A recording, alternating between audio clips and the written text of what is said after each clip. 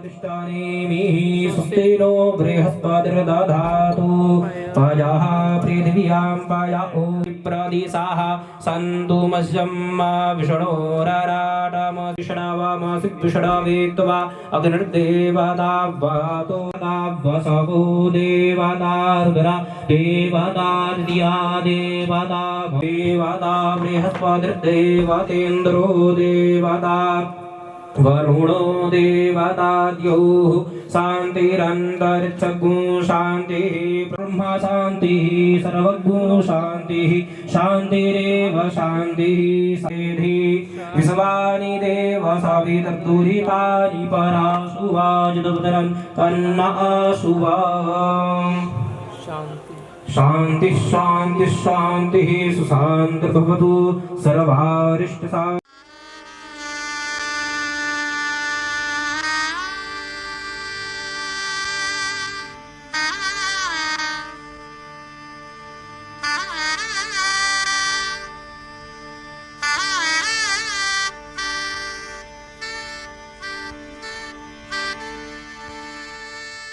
साहिब स्मृति foundation के 11वें राष्ट्रीय कवि सम्मेलन मुशायरे में आप सबका हार्दिक स्वागत है।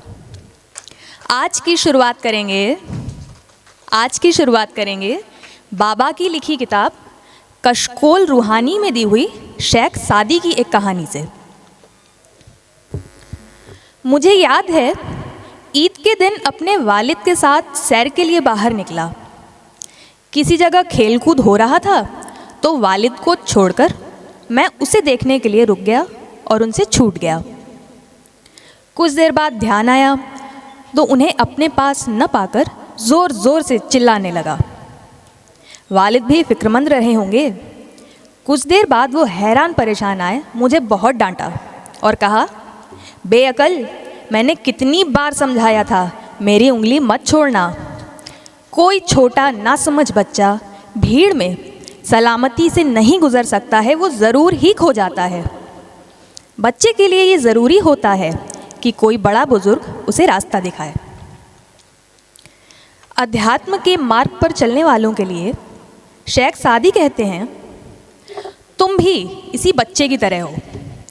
अपनी समझ पर भरोसा करने की नासमझी अगर करोगे तो गलत राहों पर भटक के रह जाओगे और मंजिल को कभी नहीं पा सकोगे। किसी मर्दे कामिल का दामन ज़रूर पकड़ लो। देखो तो बच्चा जब चलना सीखता है तो किसी दीवार का सहारा पकड़ता है। असली दुनिया के बुज़ुर्ग इस दीवार की तरह हैं और तुम बच्चे से भी ज़्यादा कमज़ोर, सहारा पाए बिना किसी भी तरह राह पर चलने लायक नहीं बन सकोगे। जब तक उनके शिकार बंद में खुद को मजबूती से नहीं बांधोगे, रूहानी दुनिया में सरसब्ज नहीं हो पाओगे। इसी भाव को और आगे बढ़ाते हुए आज बाबा की तरफ से आप सबको ये समझाने का प्रयास है कि किसी छोटे बच्चे के अंदर इतना भी सामर्थ्य नहीं होता है कि वो चाहकर भी अपनी माँ की उंगली को कस के पकड़ के रख सके। बच्चे का हाथ छूट ना जाए, बच्चा बिछड़ ना जाए, ये ध्यान रखना भी माँ के ही बस का है। इसलिए ईश्वर का हाथ या इस रास्ते के किसी बुजुर्ग का हाथ पकड़ लेने और पकड़े रहने की अपनी काबिलियत पे आप कतई विश्वास मत कीजिएगा, धोखा हो जाएगा। बल्कि उनसे प्रार्थना कीजिए कि वो ही आपको थामे रहें, तभी आप सुरक्षित हैं।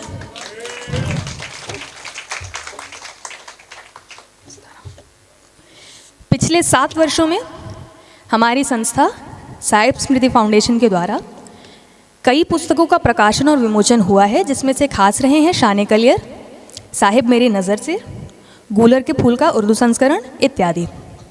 इसी श्रृंखला को आगे बढ़ाते हुए आज भी साहिब स्मृति फाउंडेशन द्वारा प्रकाशित एक और पुस्तक आपके समक्ष प्रस्तुत है। पुस्तक का नाम है मसनवी आज़ाद कलंदर। इस पुस्तक का प्रथम संस्करण खुद बाबा ने 1997 में प्रकाशित करवाया था। तो पुस्तक के विमोचन के लिए और कार्यक्रम को आगे बढ़ाने के लिए, पुस्तक के बारे में आपको और बताने के लिए फारूक सर। मौली बेटी शुक्रिया। सब लोगों को आदाब सलाम। आज का दिन हम सब के लिए बड़ी खुशी का दिन है। वजह ये है कि आज हमारे हुजूर साहब का यौम विलादत है और इस यौम विलादत को माई साहबा की गाइडेंस में जिस खुशी और उल्लास से हम लोग मनाते आए हैं, आज भी उसी खुशी और उल्लास से मनाएंगे। मौली बेटी ने बताया अभी कि मसनवी आज़ाद कलंदर का रस्म इजरा या विमोचन होना है, तो पहले किताब का विमोचन कर लिया जाए तो फिर और दीगर जो कार्यक्रम हैं उनको आगे बढ़ाया जा सके। मैं माई साहबा से दरख्वास्त करता हूँ कि वो ख़ुद इस किताब का विमोचन करें। हालांकि उन्होंने बहुत ही रिलैक्टेंटली कहा था कि नहीं भाई, ये काम मुझसे मत करवाइए, किसी बुज़ुर्ग से करवाइए। मैं समझता हूँ कि साहब के बाद में हमारी नज़रों में सबसे बड़ी बुज़ुर्ग वही हैं और उनको हक़ पहुँचता है कि इस किताब का विमोचन करें। मैं उनसे बहुत ही अदब और एहतराम के साथ में दरख्वास्त करता हूँ कि वो 2 मिनट के लिए स्टेज पे आ जाएं और इस किताब की रस्म इजरा फरमाएँ।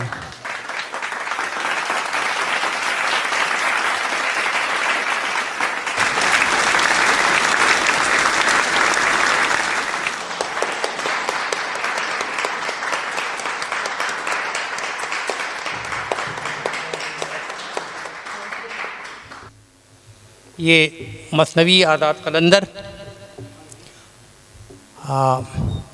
हुजूर साहब के ज़माने में उन्होंने ख़ुद अपनी देख रेख में हिंदी ज़ुबान में छपवाई थी, लेकिन माई साहबा का ये कहना है कि चूँकि साहब हिंदी और उर्दू दोनों ज़ुबानों से मोहब्बत करते थे, दोनों ज़ुबानों को एक नज़र से देखते थे, इसलिए अगर ये किताब हिंदी में है तो उर्दू में भी आनी चाहिए। लिहाजा उन्होंने इसका संस्करण उर्दू में भी पेश किया है। ये किताब दोनों ज़बानों उर्दू और हिंदी में साहिबा की कोशिशों से आपके सामने है। और मैं समझता हूँ कि हिंदी और उर्दू का पचड़ा बहुत पीछे चला गया है। बोलने की हद तक ज़ुबानों में अब कोई फ़र्क नहीं रह गया है। आप क्या बता सकते हैं कि हम जो ज़बान बोल रहे हैं वो हिंदी है या उर्दू? मैं समझता हूँ कि ये हिंदुस्तानी ज़बान है जो हम सब लोग बोलते, समझते और लिखते आते हैं। मैं मौली बिटिया से फिर दरख्वास्त करूँगा कि माई ने अपनी प्रीफेस के तौर पे इस किताब में जो कुछ भी पैगाम दिया है उसको पढ़ करके आपको सुना दें, उसके बाद आगे की कार्रवाई जारी रख सकें। शुक्रिया। 2 लफ्ज़। मसनवी आज़ाद कलंदर जब 1997 में फ़ारसी से देवनागरी लिपि में छपी तो आम मखलूक पर, या यूँ कहें कि सालिकीन राह के काम आए, यही मकसद रहा। बहुत कम तादाद में छपी क्योंकि ऐसे मज़मून आम तौर पर बाज़ार में बिकने के लिए नहीं होते, अदब आदाब से पढ़ने और रखे जाने का हक़ रखते हैं। हमारे बाबा की पाकज़ात किसी तारुफ की मोहताज नहीं। उन्हीं के मुबारक हाथों से पहला संस्करण 1997 में छपा था। हज़रत हकीम पारा साहब तसव्वुफ़ के आला मर्तबा पर फायज़ थे। तसव्वुफ़ की दीवानगी में ही उन्होंने लखनऊ के KGMC मेडिकल कॉलेज के प्रोफेसर सर्जन की नौकरी से इस्तीफ़ा दे दिया और दीवानगी में नागपुर निकल गए। उनका रूहानी सिलसिला नागपुर के हज़रत बाबा ताजुद्दीन से है। हकीम पारा साहब हमारे बाबा के पीर बाबा मौत शाह के पीर भाई हैं। इसी निस्बत से बाबा हकीम पारा साहब से मुलाकात के लिए खुद उन्नाव तशरीफ़ ले गए थे। कहीं ज़माने की हमा हमी में ये कीमती दस्तावेज़ गुम ना हो जाए, तो ये ज़रूरत महसूस हुई कि देवनागरी और उर्दू दोनों में दोबारा छपवा के और मौतशाही की वेबसाइट पे भी महफूज कर दी जाए। बाबा की कृपा, मौतशाही सिलसिले के पीर हबीब और पीराने सिलसिला के निगाह करम से ये मुमकिन हुआ है। साहिब स्मृति फाउंडेशन। बहुत शुक्रिया। तो ये था मामला मसनवी आज़ाद कलंदर का। कुछ बातें इसके सिलसिले में बता देना ज़रूरी समझता हूँ मैं कि ये हकीम पारा साहब एक बड़े ओहदे पे थे उस ज़माने में। लखनऊ में के मेडिकल कॉलेज में मेडिकल ऑफिसर थे, बड़े डॉक्टर थे। एक दिन ये शाह अमीना साहब के यहाँ गए, जैसे कि हाज़िरी लगाते थे। वापसी में एक बुज़ुर्ग इन्हें सीढ़ी पे बैठे हुए मिले। इन्होंने उनकी सूरत शक्ल को देख करके सलाम अर्ज़ किया तो उन बुजुर्गवार ने फरमाया कि तुम यहाँ क्या कर रहे हो, तुम्हारा हिस्सा तो नागपुर में है। उसके बाद में हकीम पारा साहब का ये बयान है कि मेरी कैफियत ही बदल गई। मैं मेडिकल कॉलेज गया, अपना इस्तीफ़ा पेश किया और नागपुर हाज़िरी लगाई। वहाँ पे जिन साहब से मुझे लखनऊ में मुलाकात हुई थी उनका भी दीदार वहीं पे हुआ और उसके बाद से हमने ये फ़कीरी राह अख्तियार की। बाद में फिर वो किसी और तरफ नहीं, वो ताज बाबा थे जी। वो जिन साहब की मुलाकात हुई थी लखनऊ में उन सीढ़ियों पे, वो ताज बाबा थे नागपुर के, और वहीं उनसे मुलाकात हुई और उसके बाद में उनका ये सिलसिला रूहानी चलता रहा। बाद में फिर वो लखनऊ तशरीफ़ लाए, यहीं पे अपना मतलब करते रहे। साहब ने उनके सिलसिले में, उनकी रूहानी करामात के सिलसिले में काफ़ी बातें की हैं, वो इस किताब में आप पढ़ेंगे। अब मैं ये चाह रहा हूँ, बल्कि हुक्म है माई साहबा का कि मुशायरे की शुरुआत की जाए और इसकी निज़ामत के लिए मैं दरख्वास्त करता हूँ जनाब शफ़ीक़ आबिदी साहब से कि वो ऊपर तशरीफ़ लाएँ स्टेज पे। और शायरों को आप ही बुलाएंगे, मैं क्यों बुलाऊँ? अच्छा आइए साहब। सबसे पहले मैं दरख्वास्त करता हूँ जनाब नईम राशिद साहब से, जिनके लिए माई साहब ने मुझे हुक्म दिया था कि उनकी सदारत का ऐलान कीजिएगा। मैं उनसे दरख्वास्त करता हूँ कि मसद सदारत पे तशरीफ़ लाएँ। जनाब नईम राशिद साहब मदीनतुल औलिया दारुस्सूरूर बुरहानपुर से तशरीफ़ लाए हैं। मैं उन्हीं का नहीं बल्कि जितने भी शुअरा तशरीफ़ लाए हैं इस बज़्म में शिरकत करने के लिए, उन सब का इस्तक़बाल करता हूँ जश्न मौज शाही के बैनर के तरफ से और इसकी कमेटी की तरफ से। नईम राशिद साहब कुछ कहना चाहते हैं आप लोगों से, मैं दरख्वास्त करता हूं कि माइक पे तशरीफ़ लाएं।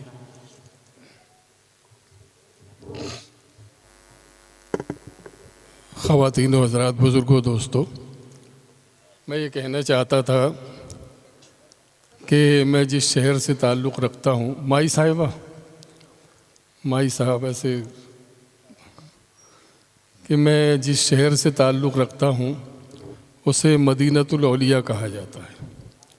पूरे 14 ख़ानवादों के बुज़ुर्ग वहाँ पर हैं और जहाँ तक तारीख़ी सिलसिला है तो ये एक तारीख़ी शहर है बुरहानपुर, जहाँ शाहजहाँ के 30 साल गुज़रे हैं।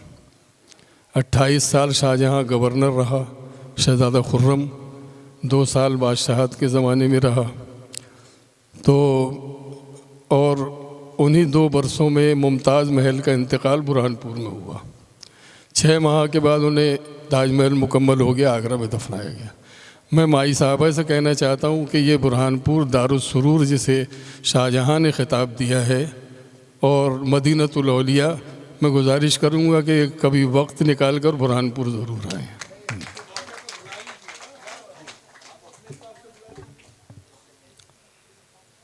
ये थे जनाब नईम राशिद साहब। दरख्वास्त करता हूँ शफ़ीक़ आबिदी साहब से कि यहाँ पे डाइस पे तशरीफ़ लाएँ। जलील निज़ामी साहब हैदराबाद दक्कन से तशरीफ़ लाए हैं, आपके पसंदीदा शायर हैं। तालियों की गड़गड़ाहट में इन सब का इस्तक़बाल कीजिए। ये लोग बहुत दूर दूर का सफ़र करके आए हैं, हमारे लिए बड़े काबिल एहतराम हैं। भारतीय तहजीब के मुहाफ़िज़ों की खिदमत में शफ़ीक़ आबिदी का आदाब। यकीनन मैं खुश नसीब हूँ कि कई सालों से साहिब स्मृति फाउंडेशन द्वारा आयोजित कवि सम्मेलन एवं मुशायरा में आपसे मुलाकात का मौका मिल जाता है, लेकिन इस मर्तबा संचालक के तौर पर तो नहीं, नाजिम के तौर पर तो नहीं, बतौर शायर मुझे शरीक होना था। लेकिन आज इस बात का मुझे एहसास हुआ कि एक नाम में दो तलवार रखने से क्या सिला मिलता है। डॉक्टर नैयर जलालपुरी साहब को निज़ामत करनी थी, किसी वजह से वो देर से पहुंच रहे हैं, तो उन्होंने मुझे फ़ोन पे कहा कि मेरे आने तक आपको संभालना है। मैंने कहा इसमें संभालने वाली बात ही क्या है, बस मैंने उस जिम्मेदारी को कबूल भी कर लिया। लेकिन बेहतर था कि मोहतरमुल मकाम फ़ारूक जायसी साहब इस जिम्मेदारी को संभाल लेते। लेकिन मुझे यहाँ पर एक बड़ा अजीब व गरीब लतीफ़ा याद आता है कि महशर का मैदान था, स्वर्ग और नर्क का फ़ैसला हो रहा था, लोग कतारों में खड़े हुए थे और फरिश्ते पूछ रहे थे उनके गुण क्या है, उन्होंने ज़िंदगी में किया क्या है। जिसको स्वर्ग को भेजना है उन्हें स्वर्ग भेज देते, जिन्हें नर्क को भेजना है उन्हें नर्क भेज देते। तो कतारें खड़ी हुई थी, तो एक साहब आगे बढ़े तो उनसे पूछा कि तुम क्या करते थे दुनिया में? तो उसने कहा मैं नाज़िम मुशायरा था, मैं मुशायरों का संचालक था, कवि सम्मेलन और मुशायरों में संचालन करता था। तो बोले कितने मुशायरों की निज़ामत की? तो बोले 2-4 मुशायरों की और बुलावा आ गया, मैं चला आया। तो बोले कि इसको स्वर्ग में भेज दीजिए। पीछे वाला खुश हो गया। जब उसकी बारी आई तो उससे पूछा कि आप क्या करते थे? बोले मैं भी संचालक था, मैं भी नाज़िम मुशायरा था।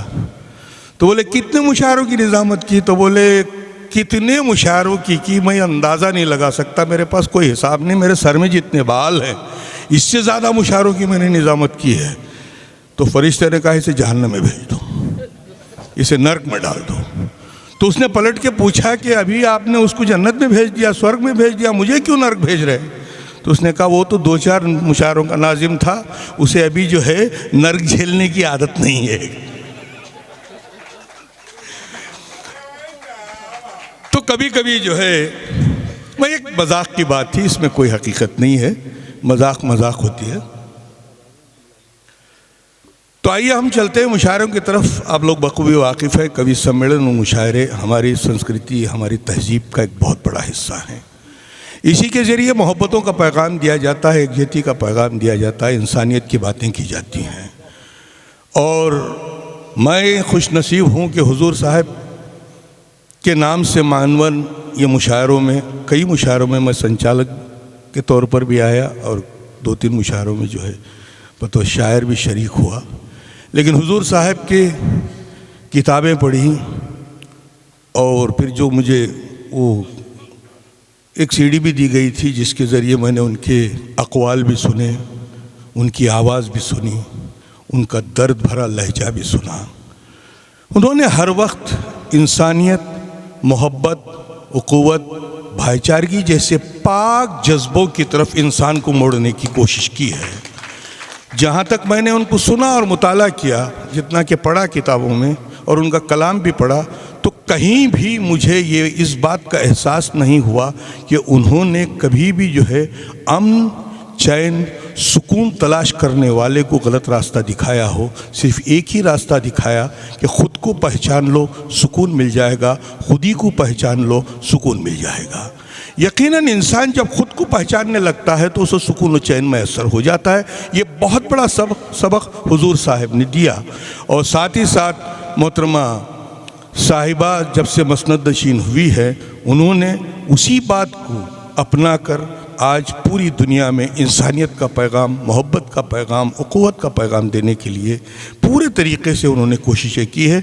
यकीनन मैं सलाम करता हूँ मोहतरमा को कि उन्होंने हुजूर साहब के उस रास्ते को अपनाया। तो मैंने अपने एहसासात कुछ 4 मिसरों में यूँ बयान करने की कोशिश की ताकि मुशायरे का आगाज़ इन्हीं 4 मिसरों से हो जाए, ताकि मैं क़राज भी पेश कर सकूँ हुजूर साहब को और मोहतरमा के हुजूर भी मैं सलाम अर्ज़ कर सकूं कि अदावतों के, हसद के, नफ़रतों के चिराग अदावतों के न नफ़रत के, न अदावतों के हसद के, न नफ़रतों के चिराग, हमें जलाना है हरदम उक़ुव्वतों के चिराग, हमें जलाना है हरदम उक़ुव्वतों के चिराग।